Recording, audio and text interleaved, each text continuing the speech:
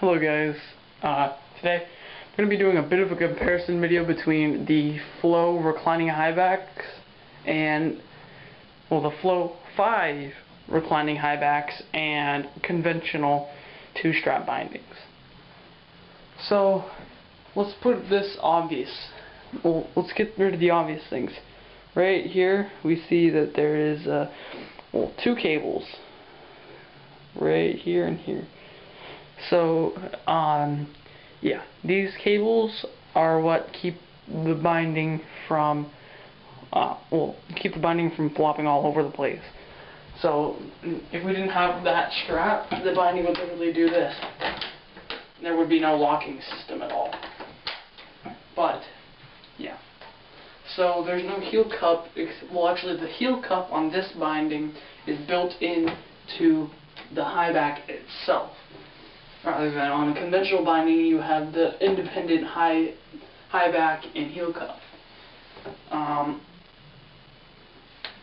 So yes, I do realize that the bindings I'm comparing them to are older and probably a cheaper model because I've never heard of toxic bindings before. But yeah, so obviously this binding is screwed down to the board and this one is not. Don't feel like taking it off from my board. So, what's the difference between flow binding? Well, what's the difference between the straps on a flow binding and a conventional 2-strap binding? Well, on this flow in particular, you have the conventional strap right here. I know, I'm going to say conventional a lot. And the whole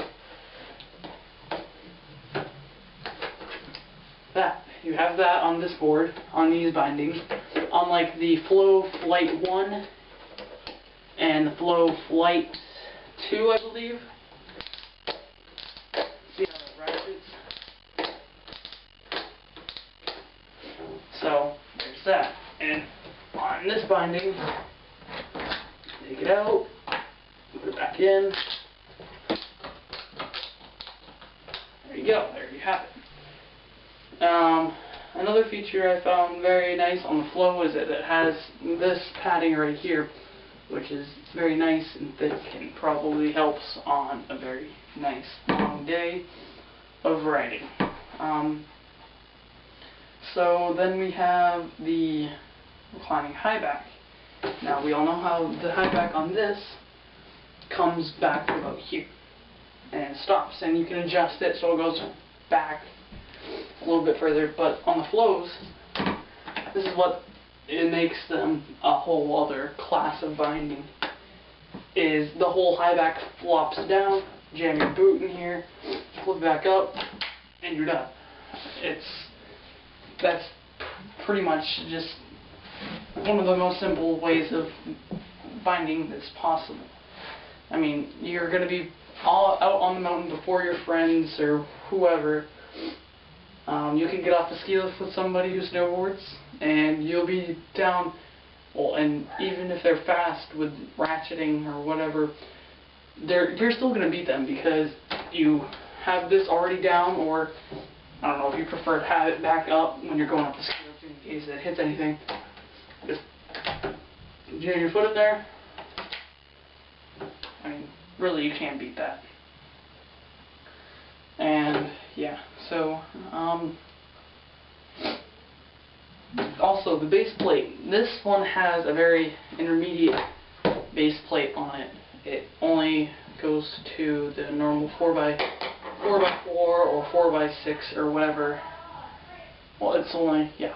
So there's that one, and the Flow has a 4x4 and 3 HP. And yeah, so that really helps with adjustment. It can pretty much adjust to every board, especially to those new weird Burton binding ways or whatever. But it definitely helps with those because you can put them on there, and it's good that a company doesn't only see that their product isn't the only thing that their product is going to go on. I don't know where I went with that, but yeah. So these orange tabs, since this thing come down. You don't want this, well, you don't know, if you don't want it moving, you just push down on these tabs and it won't move. You can't. Oh, wait. Yeah, it will move a little bit, but you're not going to get hardly any movement out of these. And yeah, part of the reason that it won't adjust, it won't stay down is because yeah. So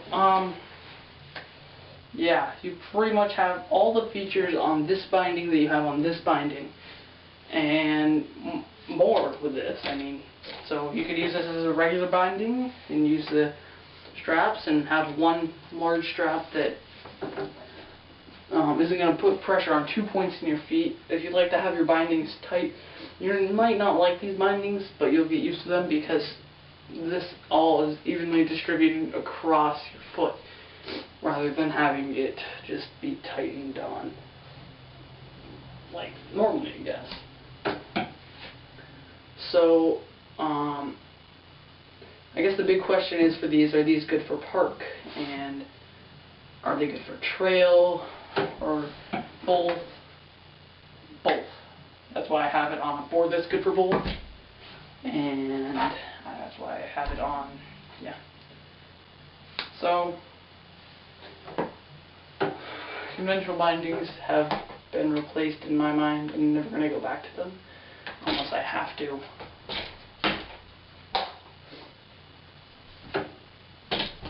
So, all in all, I find that my flows are much better than any other conventional two-strap that I've had. And I mean, come on. So, these cables are made out of, have metal in them, and they have plastic coatings, but yeah, so pretty much that's going to sum up this video. Pretty nice bindings. If you like conventional two-straps, I mean, I don't blame you.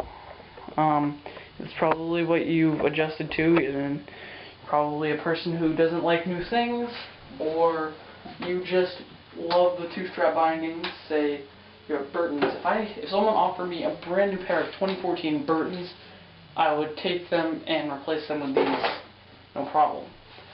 So I think they actually make a pair. They're a little bit more expensive than these. They're a pair of Burton that have a reclining high back on them. I'm not sure if they have, yeah, but anyways. Yeah, so if you enjoyed this video, comment, rate, and subscribe. I'll put a link below to where I bought mine, and yeah, I bought mine on sale. Very good bindings. I believe they're still on sale. Yeah, you can order them online or go in the store, depending if you have one on, if you have a store near you. So, well,